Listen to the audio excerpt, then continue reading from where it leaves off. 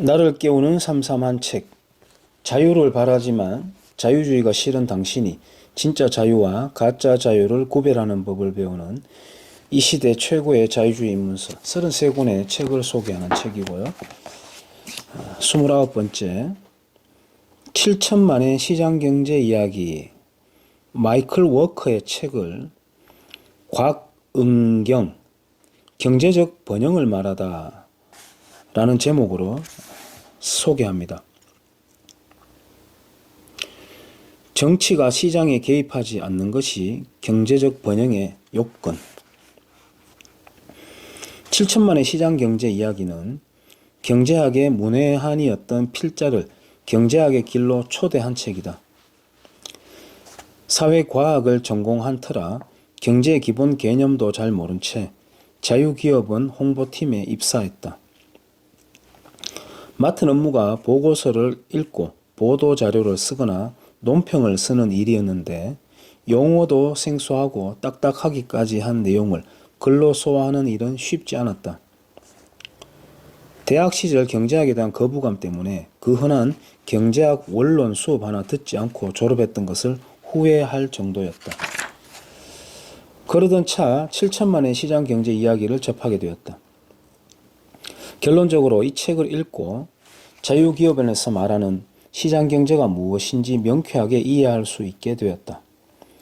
복잡한 수식과 그래프 없이도 시장경제 원리를 이토록 간단하고 쉽게 설명할 수 있다니 높은 벽과 같던 경제학의 작은 문이 열린 느낌이었다. 7천만의 시장경제 이야기 덕분에 지금까지도 시장경제를 공부하고 연구하는 것을 업으로 삼고 있으니 이 책은 사회초년생이던 필자의 진로를 결정해준 책이나 다름없다. 7천만의 시장경제 이야기는 189페이지에 불과한 분량이지만 쉬운 용어로 예시까지 곁들여가며 설명해주기 때문에 경제학 전공자가 아니더라도 쉽게 읽을 수 있다. 특히 경제학 도서를 꺼내 들었다가 지루해서 서문만 읽고 포기했던 분들도 걷더니 일독하게 되는 책이라고 자신있게 권할 수 있다. 단숨에 경제 원리를 이해할 수 있는 책. 자유경제원이 이 책을 출판하게 된 이유는 대학 신입생에게 적합한 강의 교재가 필요해서였다. 2003년부터 전국 각 대학에 학점 강좌를 개설, 운영해 매년 50에서 60여 개의 대학 5천여 명의 학생들에게 시장경제를 이해시키는 사업을 시작하는데 시장경제를 처음 접하는 학생들에게 마땅한 교재가 없었다.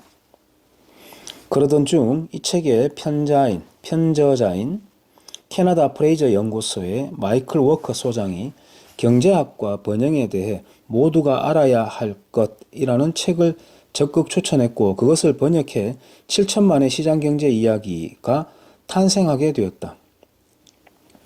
마이클 워커는 1974년부터 2005년 은퇴하기 전까지 프레이저 연구소의 설립을 주도하고 미국의 아틀라스 재단과 프레이저 연구소를 함께 전 세계 자유주의 사상을 전파하는 단체로 키운 인물이다. 그는 밀턴 프리드먼, 로즈 프리드만과 함께 경제자유 네트워크를 구축했다. 전 세계 88개 자유주의 단체가 참여해 매년 경제자유 지수를 발표하는데 마이클 워커가 프레이저 연구소 소장 시절 이 사업을 추진했으며 지금까지도 프레이저 연구소가 이를 담당하고 있다.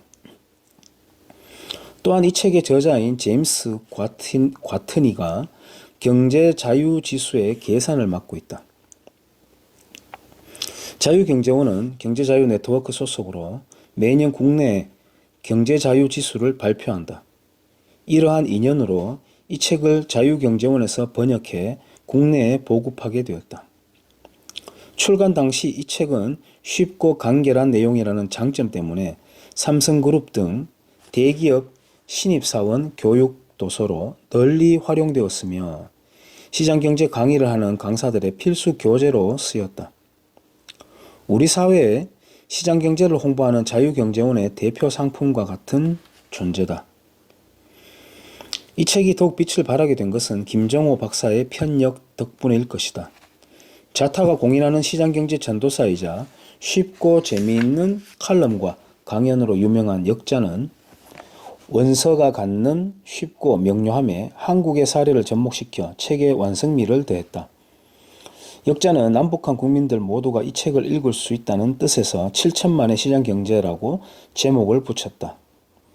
전 국민이 읽어도 될 만큼 쉽다는 자신감의 의미로 해석 가능하다. 그만큼 쉽고 가볍다. 그러나 이 책에서 다루고 있는 시장경제 내용은 결코 가볍지 않다. 이 책의 내용은 크게 3부로 나뉜다. 1부에서는 경제학의 10가지 기본 구성 요소에 대해, 2부는 경제 성장을 위해 필요한 7가지 요소를 다루고 있는데, 경제 경영학 입문자들 뿐만 아니라 경제학을 전공하는 학생들도 읽어볼 법한 내용이다. 그래프와 수식에 갇힌 사고를 확장하고 큰 그림을 그릴 수 있도록 해준다. 3부에서는 경제 성장과 정부의 역할에 대해 다루고 있다.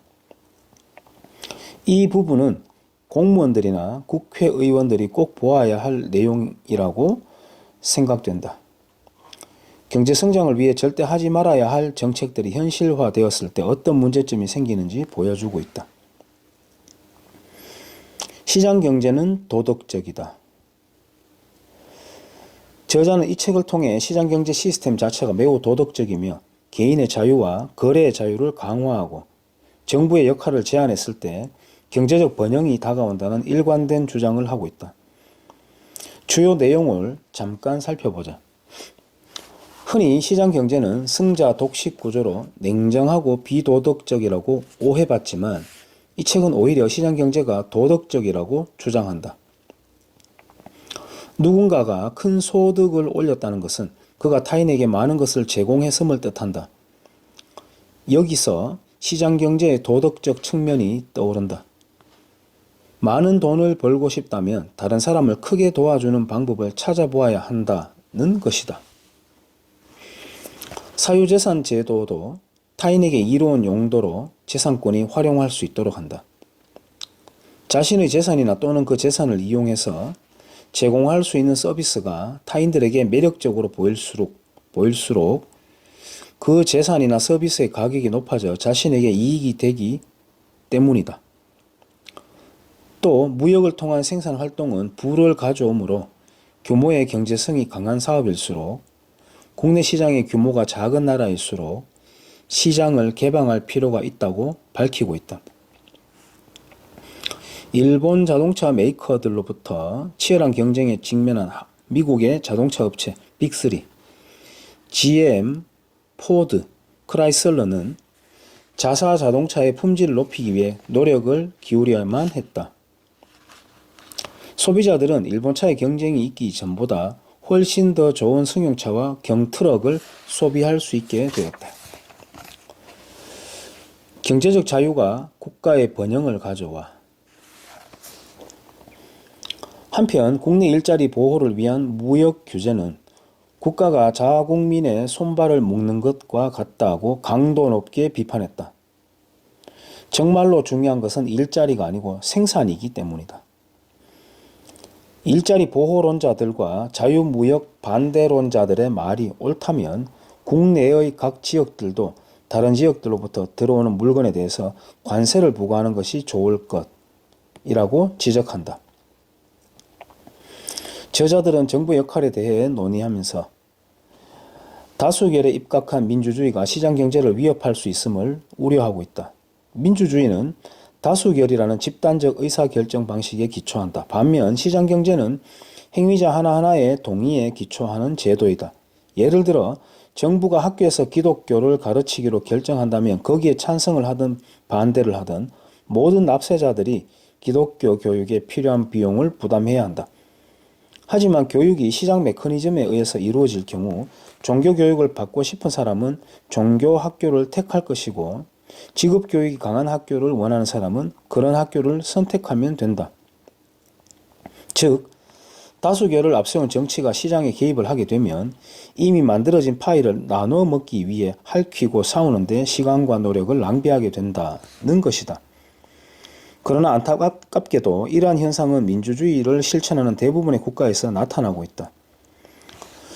끝으로 저자는 우리에게 경제적 번영을 가져다 준 것은 제한적이나마 우리가 가질 수 있었던 자치권과 재산을 소유할 수 있는 권리와 거래의 자유였지 정부가 과반수라는 미명으로 아무 일에나 간섭했기 때문은 아니라고 지적했다.